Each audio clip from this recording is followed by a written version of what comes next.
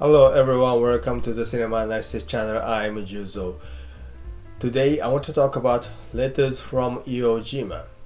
This channel is to explore hidden truths of films that are not usually revealed. But today, not like usual, what I explore is not about the content of the movie itself. I explore the mystery of the real history. Where on earth have the 10,000 bodies of Japanese soldiers? If you haven't seen the film, I suggest you watch it first. So let's get started. Someone who has seen these two movies of Iwo Jima, Flags of Our Fathers, and this film, directed by Clint Eastwood, will know the meaning of this battle of this island in the World War II. The US forces planned to bomb Japan. An airfield was needed for this purpose, and they decided to capture Iwo Jima. The US forces planned to capture the island in 5 days. In reality, however, it took 36 days. That is how fierce the fighting was on Iwo Jima. The US and of course the Japanese were naturally aware of the importance of the island. The sooner this island was taken, the greater the number of Japanese casualties. We must keep the American forces stranded for as long as possible. The Japanese commander, Lieutenant General at the time, Tadamichi Kuribayashi, saw it this way. He then set up tunnels all over Iwo Jima. Being discovered by the enemy means being shot, as the island is flat with no place to hide. Moving around in the tunnels, the Japanese desperately tried to resist. But after about a month, the island was occupied. Approximately 6,800 US soldiers were killed and 19,000 wounded. In contrast, about 20,000 Japanese soldiers were killed and only a little over 1,000 were captured. After occupying Iwo Jima, US forces began bombing the Japanese mainland. The war then ended, and the property was returned to Japan in 1968. On the island, the collection of the remains of deceased Japanese soldiers began. Though more than 50 years have passed, almost 10,000 bodies, which is about half of the dead soldiers, haven't been found yet. These include the body of the commander, General Kuribayashi, played by Ken Watanabe in the film, and the gold medalist in the equestrian at the 1932 Summer Olympic, Baron Nishi, played by Tsuyoshi Ihara. The government of Japan is looking for in Japanese territory, and they haven't found them. This is quite a strange thing. Iwo Jima covers an area of only 23.7 square kilometers. Japanese people have searched all around the place in the island.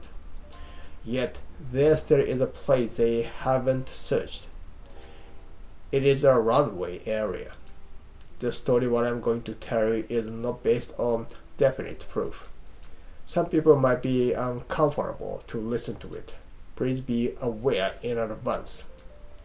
Shigeharu Aoyama, a member of Japan's House of Councillors, used to be a chief executive of a think tank and was a journalist in a news agency before that. One day before he became a politician, an American came to him and confessed a thing. He claimed to pour concrete over bodies of Japanese soldiers in Iwo Jima. He used to belong to the US force. Probably he belonged to United States Army Corps of Engineers. Aoyama's book, Reason to Die, Reason to Live, Asking the Thirsty Island of Heroes, describes like this. There were battles on the runway which Imperial Japanese Navy had made on the island, and also in the tunnels under there. The Japanese people, though they were soldiers who were not professional ones, who used to be normal citizens, fought against American people and were killed. And the US Army forces, without mourning any of the Japanese soldiers, pouring concrete over their bodies, made the runway.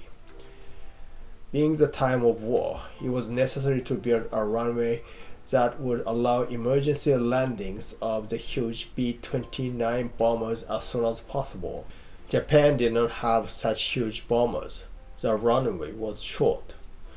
To make longer runway, the US force poured concrete over faces, over throats, over chests, over waists, over arms and legs of our ancestors, hardened it, almost 23,000 in total.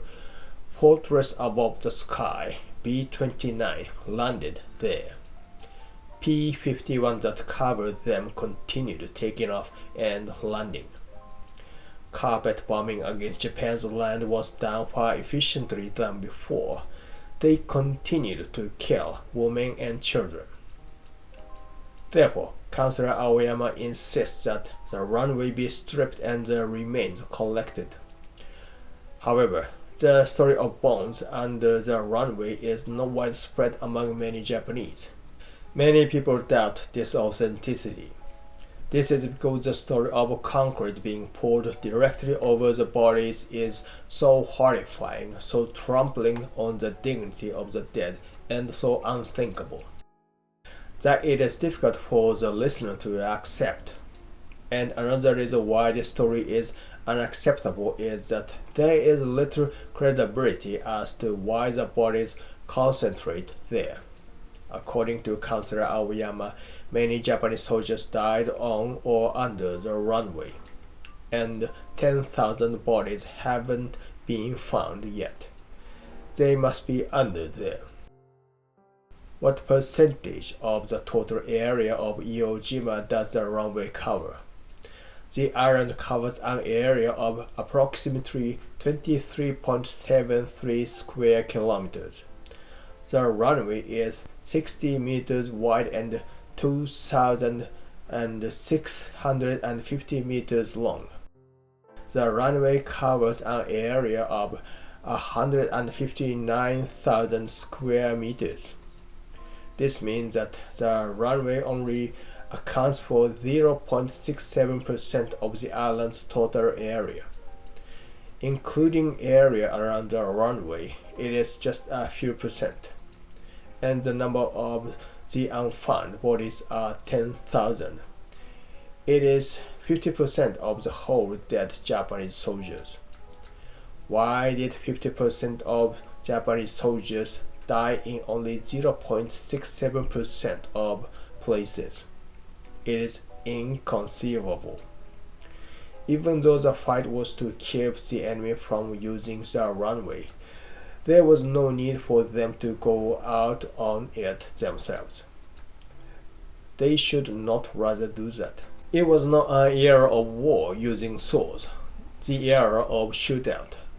Hiding and fighting the opponent and killing them are the iron rule.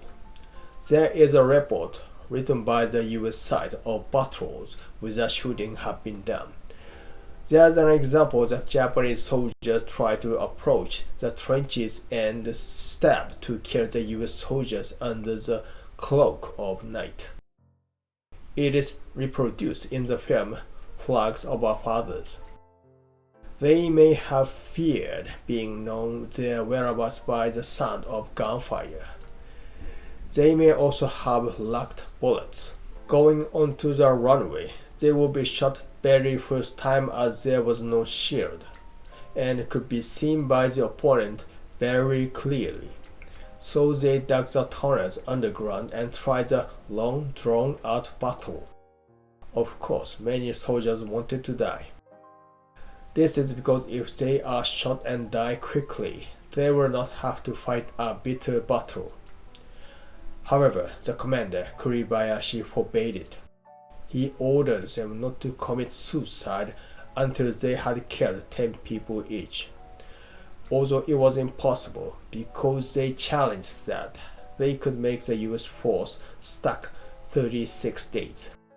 Therefore, almost Japanese soldiers there didn't die of so-called banzai attack. They struggle to survive as long as possible and try to kill as many opponents as possible. Therefore, the tale of Japanese soldiers' battle on the runway is unthinkable. If there was fighting on the runway and 10,000 Japanese soldiers died there, the story must have been passed down from person to person. Yet no one has heard such a story, moving many places, not to be found. They must have tried to kill the opponent from behind. Japanese soldiers must have died at various places. Bodies are thought to have been scattered around the island. Therefore, it is unlikely that 10,000 people were killed fighting in concentration in that small area, whether on the runway or inside the tunnels below it, as Councillor Aoyama claims. 10,000 soldiers who have not been found yet must have not been killed at the runway. If 10,000 people not die on the runway, does that mean the bodies are not there? It does not. The bodies are probably on the runway section. Even dinosaur fossils are still around. Bones of humans who died nearly 70 years ago cannot just vanish in a puff of smoke. Iwo Jima has not been inhabited by civilians since the war, so there is no risk of the island being developed and of crushing the remains like on the mainland. It is unthinkable that someone take bones outside the island. Therefore, these bones must be in the island, probably in the area of runway. If they didn't die there, why bodies are there? There could be only one reason. The soldiers died somewhere else and were carried there. The ex-US soldier who confessed that he poured concrete over the bodies is an expert of engineering. He must have done only pouring concrete there. People who carried the bodies must have been another US soldiers, and they must have been just ordered. They have not been told about pouring concrete. A gag order was imposed on the US soldiers who poured the concrete, but one of them must have just let it slip. Is there any reason there to carry bodies that died elsewhere onto the runway? There are, and you know exactly why. The reason is that you cannot let bodies go as it is. Not a few people die alone for various reasons: sick, old age, suicide, and so on. The reason why dying alone becomes obvious is death smell. The smell of death is so terrible that it is impossible to be there, and because it comes wafting in, the death is naturally identified and dealt with. And something further horrible is germ. A variety of pathogens are present in the human body. During life, the growth of pathogens is suppressed by the immune system, but as soon as a person dies, immunity is lost and the pathogens multiply. Therefore, dead bodies should be dealt with immediately. Embalming should be done before decay starts. If it wasn't in time, there's no way but to hire a specialized professional cleaner. Disposal of a putrid corpse is said to be fierce. They must work with the bodies covered with protective clothing. Nevertheless, it is also said that pathogens can enter the body through gaps in clothing and make them feel ill for days after work. Gas fills inside guts of bodies, belly swells and it bursts. Body fluid full of pathogens will be scattered all around there. It wafts in the air, creating the threat of aerial infection. Flies become the medium of infection, contaminating foods and spread pathogens. Leaving even only one corpse could cause tremendous damage. And how many people died in Iwo Jima? More than 20,000 people, not including US soldiers. No matter how disgusting the death smell is, no matter how much pathogens were scattered, People who are not there have nothing to do with it. However, the reason why the US force took the island is to use the runway and let the bombers take off to Japan. They had to use this island for a while. What if there were countless bodies? The area of Iwo Jima is 23.73 square kilometers. 20,000 people have died there. If those corpses were left as they were, would this not cause sanitation problems? Everyone can understand that there is no reason why this would not happen. The US forces had to dispose of these bodies.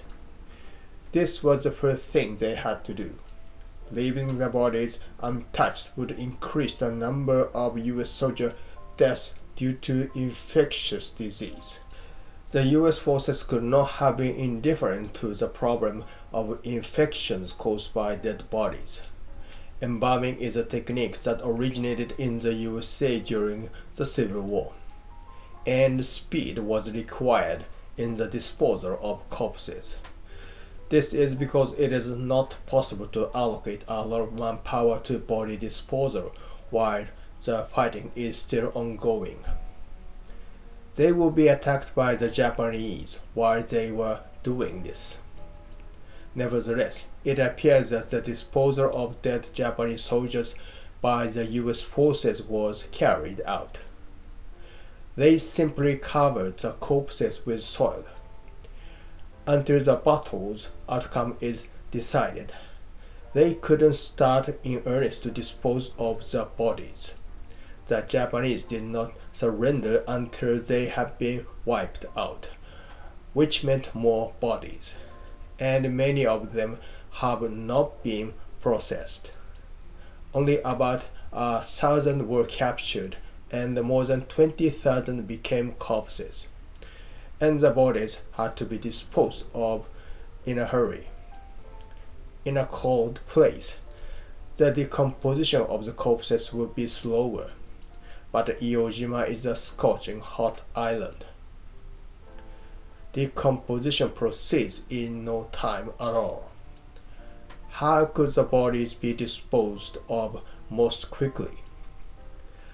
That must have been the first thought of the US forces after the fight was over. They would have left the bodies in the tunnels untouched. They would not have to go in and out of them, and as long as the entrances and exits were blocked, pathogens would not leak out. The problem is the bodies above ground. They have to be dealt with before they decompose. How can this be done? Various methods are said to have been used. Dumping into the crater of Mount Suribachi, throwing them into a depression and covering them with earth from above. Dumping into the sea. In this case, the key point is whether the bodies are immediately washed out to sea, even though the currents are strong. It is doubtful that a large number of bodies were immediately carried out to sea from the beach. What is the quickest way to dispose of a large number of bodies? The US forces thought of it, came up with it, and put it into action. The corpses are laid out on the runway and concrete is poured over them. There is no more hassle-free way to do this. If you want to bury them in the ground, you have to dig a hole. If you bury them in a depression, you have to bring the soil from somewhere. Concrete has been prepared before. The purpose was to build a concrete runway in the first place. This way, you can dispose of a large number of bodies most quickly and at the same time build a fine airstrip. What could be a more rational method? 10,000 bodies are probably in the runway. The reason the bodies are there is not because the US Army failed to remove the bodies of the Japanese soldiers who died on the runway from there, feeling troublesome, hatred, and racism as Counselor Aoyama claims. On the contrary, the reason is because the U.S. Army collected there onto the runway to cope with death smell and pathogens and sealed in concrete the corpses of the Japanese soldiers which were scattered all around the island. This seems to be the truth. Of course, it is not all of them, probably half of various methods which were tried, and they seem to be the 10,000 corpses unfound. Surely it can be affirmed, but a considerable number of corpses should be there. The unfound bodies must be somewhere in the tunnels. There is such a view, but it is unthinkable. Iwo Jima was returned to Japan in 1968. Since then, the Japanese government has continued searching for the bodies of the soldiers. The tunnels were thoroughly searched, of course. It is unthinkable that there are still undiscovered tunnels. It is also unthinkable that 10,000 Japanese soldiers died within the tunnels. Let us put ourselves in the shoes of the U.S. forces. The U.S. forces knew that the Japanese soldiers had barricaded themselves in the tunnels and were attacking from there. The most rational way to take control of the island was to seal the tunnel exits. The U.S. soldiers didn't have to enter the tunnels and engage in shootouts.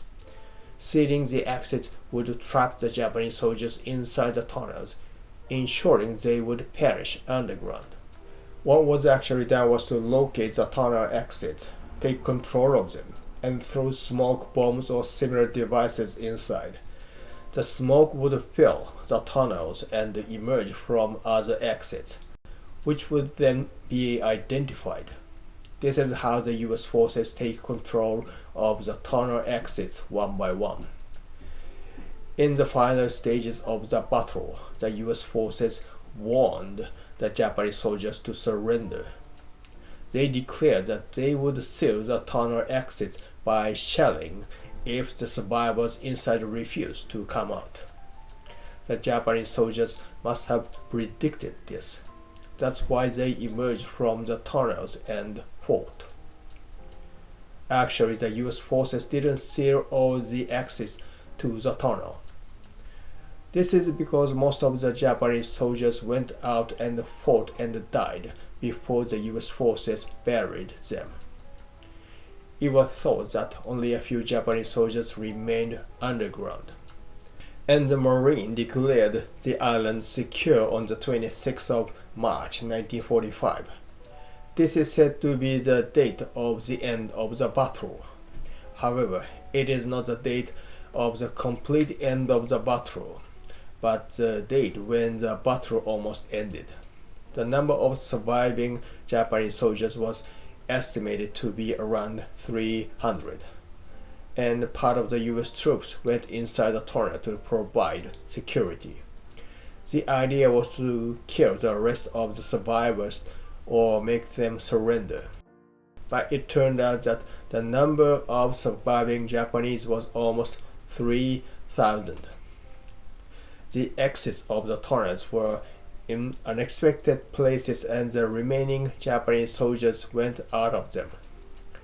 The resistance of the surviving Japanese soldiers lasted longer than expected.